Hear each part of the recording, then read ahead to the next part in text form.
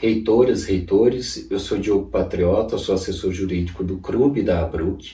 Eu gostaria de falar com vocês hoje, muito rapidamente, sobre a teoria do inimigo aplicável ao setor educacional nesse momento da crise sanitária do Covid-19. Eu trago isso porque eu vi que alguns PROCONs pelo Brasil estão levantando a possibilidade de aplicação da teoria da imprevisão prevista no CDC e colocando como risco do negócio os investimentos eletrônicos e outros investimentos que forem necessários para manter a prestação de serviço educacional durante essa crise, ainda que remotamente. Ou seja, as instituições de ensino, na perspectiva daquele órgão fiscal, mesmo que elas tenham que fazer investimentos fora daqueles previstos na planilha de custos, que tem também previsão na Lei 9.870 de 1999, que define a formação transparente do custo do serviço de educação, aqueles prestadores vão ter que suportar internamente esse investimento sem poder repassar tal despesa ao consumidor final. Me parece que há, nesse sentido, a colocação das instituições de educação como se elas fossem inimigas dos estudantes, inimigas dos responsáveis financeiros desses alunos. E essa lógica ela não pode ser mantida. As instituições de educação elas têm que ser chamadas para discussão num processo dialógico e cooperativo. Não se pode ter, na situação que nós vivemos hoje, uma mentalidade dos órgãos fiscais que se mantém apenas punitiva.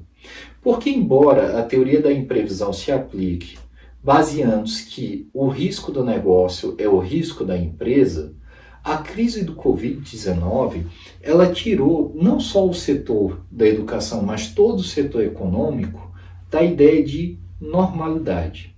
Essa questão de mentalidade, de mindset, ela é tão importante que a figura do inimigo ela já foi vista não só no direito penal, mas em relação a outros ramos do direito em diversas etapas do tempo. Eu acho que o modo mais exemplar de se falar sobre isso é citando o regime de 64 e a ideia dos subversivos, que não foram só presos, vários perderam também os seus cargos na administração pública. Alguns perderam até seus bens. Olha, se eu trouxer esse exemplo para após 1988, mesmo com a Constituição garantista, em algumas situações essa noção ainda se mantém. E eu posso falar aqui do caso conhecidíssimo da Lava Jato, em que as empresas, e não só os seus gestores, foram tratadas como inimigas públicas do país, o que gerou também uma crise econômica no setor de construção civil. Então esse vídeo ele é trazido principalmente para se pensar que as instituições de educação, principalmente as associações representativas, elas têm que abrir um diálogo, seja mediante ofício, mediante ação, mediante audiência virtual, com esses órgãos de fiscalização para reprimir a noção de inimiga e reestabelecer a noção de cooperação. Na minha perspectiva, é simplesmente impossível aplicar a teoria da imprevisão no momento em que toda a normalidade deixou de existir, em que a preocupação é a manutenção de empregos e a manutenção da cadeia produtiva. Eu não estou querendo dizer com isso que as instituições elas não devem dar descontos comerciais, que as instituições não devem estar atentas à situação de dificuldade econômica de cada pai e de cada aluno, de cada responsável financeiro.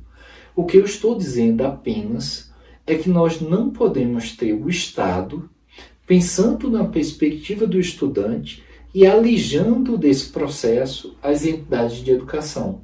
Então, acho que nesse sentido é muito importante as instituições de educação, por todos os meios possíveis, tentarem intervir não só na via judicial, mas principalmente na via administrativa, para se alterar essa mentalidade.